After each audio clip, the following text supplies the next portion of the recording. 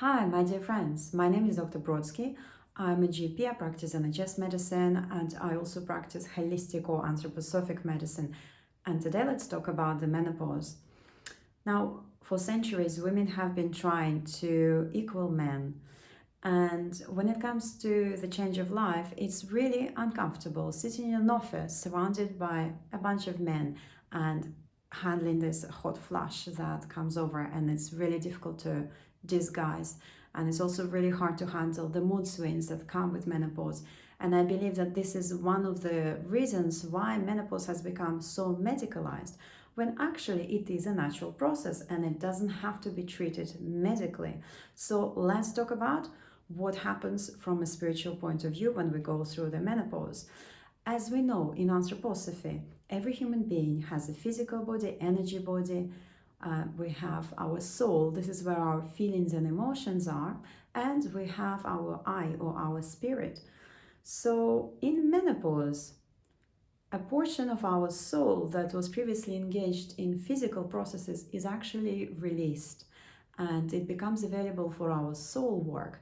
But of course, when we face that extra capacity, it doesn't come with bright colors. Often we feel low, we feel some sort of turmoil plus hot flashes, and in combination, it becomes quite an uncomfortable thing to have to handle.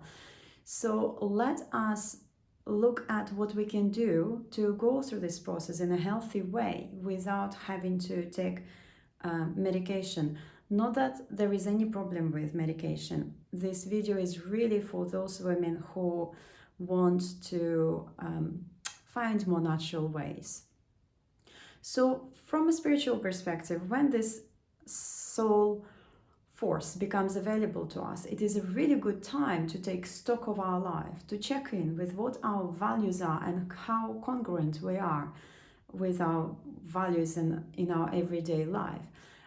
If you have a question about how to determine your values, I'm going to put a link underneath this video to Dr. Demartini's beautiful way of determining our values. It's a very factual way.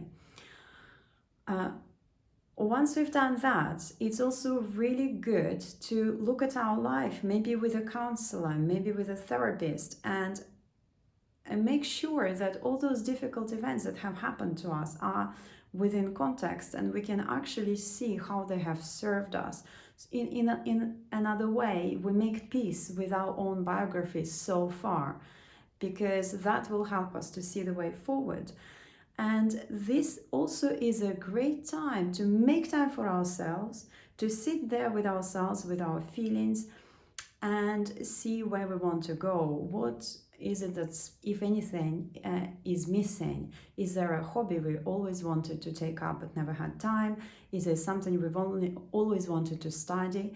This is a good time to change our direction slightly, because we have now got more soul forces available for that sort of work and evolution. So this is time to evolve spiritually and emotionally. Now let us talk about emotions. It's a very difficult time for women because our emotions are more difficult to handle. They're more powerful, they're less balanced, they're way less balanced. So it is a protracted process, actually. It does take time, and we're called upon to be patient with ourselves. And I would say the best way to work through this is to practice acceptance of ourselves, of the physical changes, of the emotional changes, and practice gratitude. And you will say, well, it is really hard to practice gratitude when you feel so angry, when you feel so frustrated. And I completely accept that. And I will say, I'll just tell you what I do. When I feel like this and I just cannot find anything to be grateful for, I go to an inspirational speaker and I listen to their audios, and I will recommend one if you're Christian, for example. And I think that could be really interesting even if you're not Christian. Listen to Joel Austin. So he's a Christian priest. And when you listen to his sermons, it's impossible to stay hopeless. It's completely impossible to stay unmotivated and negative. You just get infected with hope and positivity. And once you feel that, you can then take it on further and start practicing your gratitude. And it's a daily effort. And the harder it is, the more important it is to practice gratitude. And thus we gradually evolve with our feelings. Again, time of change for women is a time for evolving intensely, spiritually and emotionally. Now let's look at the physical level. This is what a lot of women have been waiting for, because it's the hot flashes that really bother women during this time. So, some very simple tips. You already may know this, but there are certain substances that we consume that worsen hot flashes and we need to avoid them. So it's anything caffeinated, it's alcohol, it is sugar. You know, when you have a bunch of sugar, you're gonna look red a lot of the time. So avoiding those things.